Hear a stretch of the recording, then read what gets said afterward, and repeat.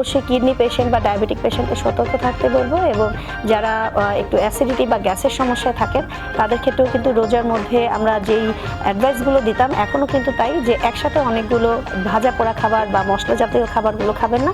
দেখবেন ইনশাল্লাহ পানির পরিমাণও যদি ঠিক থাকে সব দিক দিয়ে আপনি আল্লাহর রহমতে ঈদটা খুব সুন্দরভাবে কাটাতে পারবেন। আসসালামু আলাইকুম, আমি পুষ্টিবিদ নিশাত শারমিন নিশি, পপুলার মেডিকেল কলেজ হসপিটালে আছি প্রধান পুষ্টিবিদ হিসেবে। আপনাদেরকে আজকে শুভেচ্ছা জানানোর জন্য, শুধু শুভেচ্ছা জানানোর জন্য চলে এসেছি যে আজকে যে আমাদের ঈদ, এই ঈদ নিয়ে আমাদের যে আনন্দ, এই পুরো রমজানের পরে আমাদের যে ঈদ, এই ঈদ থেকে যেন আমাদের সুন্দরভাবে একদম দারুণভাবে আমরা যেন উদযাপন করতে পারি, সেই জন্য আমাদেরকে সবসময় থাকতে হবে সুস্থ।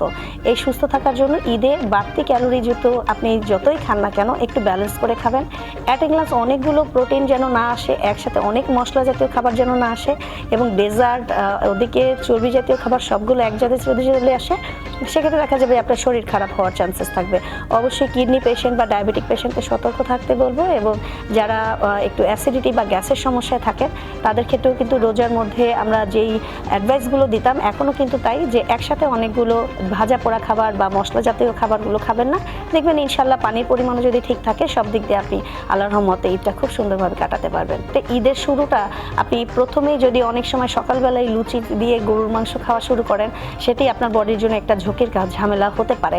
তো সেক্ষেত্রে আপনি সকালে একটা ইজি খাবারগুলো খেতে পারেন, সরাসরি সকালে আপনি রুটিও খেতে পারেন, তাছাড়া যদি পোলাও নিতে চান সমস্যা নেই, কিন্তু পোলাও মাংস যদি খান তার সাথে আপনি সাথে সাথে ডেজার্ট না খেয়ে একটু গ্যাপ দিয়ে খাবেন, একটু ফ্রুটস এবং ফ্রুট জুসটা রাখবেন, কারণ জার্নিতে আমাদের শরীর কিন্তু অনেক হাইড্রেটেড রাখাটা সম্ভব হয় না, হয়তো অনেক পানি কম খেয়েছেন, হয়তো আপনার বডি থেকে অনেক ঘাম ঝরেছে। সো সেই ক্ষেত্রে যারা অনেক উইক, এবং সেই ক্ষেত্রে তাদের ক্ষেত্রে যদি ভিটামিন মিনারেলসটা ঠিক রাখতে চান, প্রোটিন ভিটামিন মিনারেলস সবগুলো কিন্তু আপনাকে ঠিক রাখবে যদি আপনি একটু স্যুপ, একটু ডিমের তৈরি খাবার, এবং আপনি যদি জুসগুলো বাসার এই জুসগুলো খান তাহলে কিন্তু আপনি অনেক ভালো থাকবেন ইনশাল্লাহ। ঈদের পরের দিন যারা সুস্থ থাকতে চান তারা ঈদের পরের দিন না, সব সময় যেন সুস্থ থাকতে চান, সেই জন্য আপনাকে দেখা যায় যে এই যে একদম গরম চলে এসছে কিন্তু এখন, তাই না? তো এই গরমের ভিতরে দেখা যায় যে রোজার সময় তো যা খেয়েছেন, তারপরে আবার আপনি ঈদের দিনও অনেক ধরনের ক্যালোরিবহুল খাবার খেয়েছেন। ঈদের পরের দিন থেকে যদি একটু ক্যালোরিটা কন্ট্রোল করতে চান তাহলে অবশ্যই একটু সাদামাটা খাবার খেতে হবে। এখন যে অনেক বেশি গরুর মাংস খেয়ে, এটা হয়তো কুরবানিতে খেয়েছেন কিন্তু এখন না, একসাথে গরু, একসাথে মুরগি, খাসি সব একসাথে না খেয়ে যে কোনো একটা প্রোটিন আপাতত নেন, কারণ দেখা যায় যে ঈদ পর্যন্ত আমরা অনেক বেশি ক্যালোরি এবং প্রোটিন নিয়ে ফেলেছি। শরীরটাকে সুস্থ রাখতে হলে একসাথে অনেক খাবার না, এবং আপনি একটু রেস্টেরও প্রয়োজন আছে। দেখা যায় যে সারা রাত আমরা হয়তো অনেক হই হুল্লোড় করলাম, তারপরের দিনও কিন্তু তাই করার চেষ্টা করি, সেক্ষেত্রে আমাদের শরীর অনেক ভেঙে পড়ে, এবং পরবর্তীতে আমাদের এগুলো 7-8 দিন ধরে এই দুর্বলতা কিন্তু কাটাতে সময় লেগে যায়।